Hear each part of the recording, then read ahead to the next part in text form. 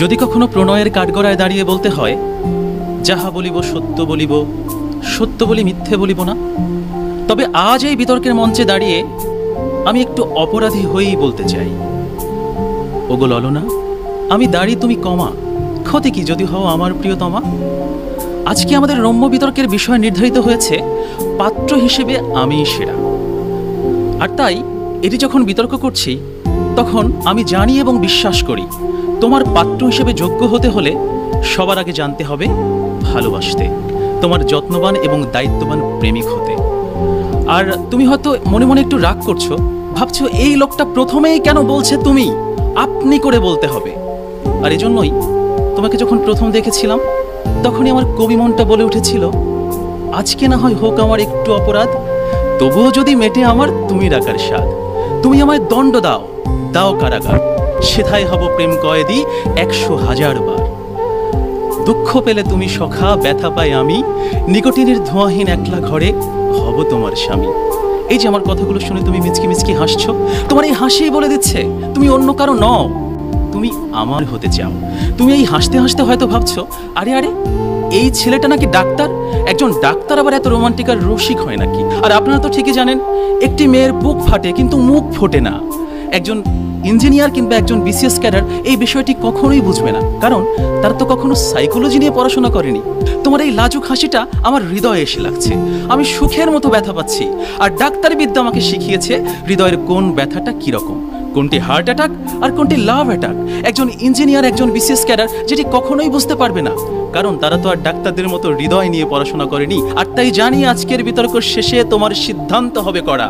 তুমি হয়তো ঘোষণা দিবে বিয়ের বাজারে ডাক্তার পাত্রই সেরা।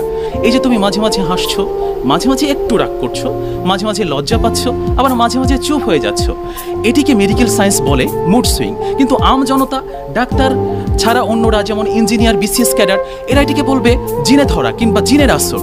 অনেকগুলো পাবলিকেশন প্রকাশিত হয়েছে, পৃথিবীর সকল সুন্দরী মেয়েরই এরকম মুড সুইং থাকে। তাই তুমি যখন আমাকে ডাক্তার পাত্র হিসেবে বাছাই করবা, আর তারপর যখন কখনো তোমার এমন মুড সুইং হবে, তুমি যখন চুপচাপ বসে থাকবে, তখন আমি তোমাকে জিজ্ঞেস করবো কি হয়েছে, তুমি তখন ছোট্ট করে বলবা কিছু না। কিন্তু আমি একজন ডাক্তার বলেই কিন্তু বুঝে ফেলবো হয়েছে অনেক কিছু। তাই আবার তোমাকে জিজ্ঞেস করবো কি হয়েছে আমাকে বলো, তখন তুমি একটু রাগ করে বলবে তোমাকে কেন বলবো, তুমি আমার কে। তখন কিন্তু একজন ইঞ্জিনিয়ার, একজন বিসিএস ক্যাডার এই বিষয়টি বুঝতে পারবে না, কিন্তু একজন ডাক্তার বুঝবে তোমার হয়েছে মুড সুইং, তোমার হয়েছে অভিমান, তোমার অভিমান ভাঙাতে হবে। কিন্তু সেই সময় একজন ইঞ্জিনিয়ার, একজন বিসিএস ক্যাডার তোমাকে বলবে ন্যাকামি বন্ধ করো তো।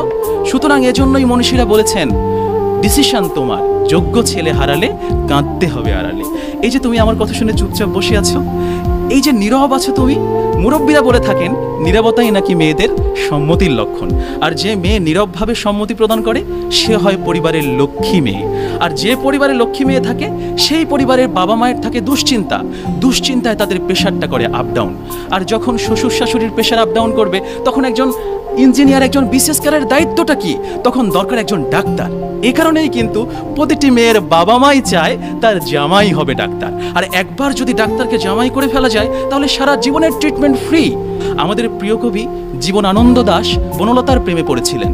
তিনি বলেছিলেন, চুল তার কবেকার অন্ধকার বিদিশার নিশা, মুখ তার শ্রাবস্তির কারুকার্য।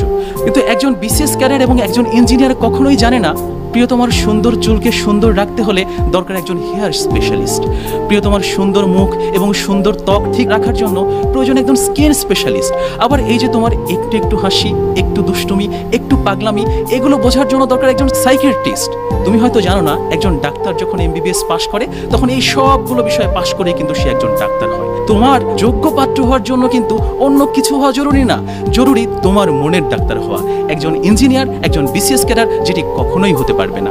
পৃথিবীর প্রতিটি মেয়েই চায় তার প্রিয় মানুষটি তার মনটাকে বুঝুক। তোমার ডাক্তার হয়ে একজন ডাক্তার যেভাবে তোমার মনটা নিয়ে গবেষণা করতে পারবে, একজন ইঞ্জিনিয়ার, একজন বিসিএস ক্যাডার কখনোই সেটা পারবে না।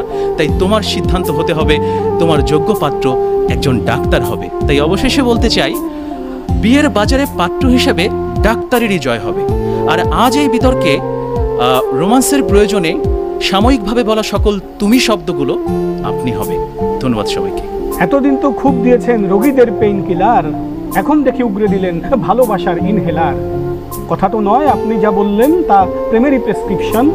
আপনাকে নিয়ে অপর দুজন এখন করতেই পারেন টেনশন।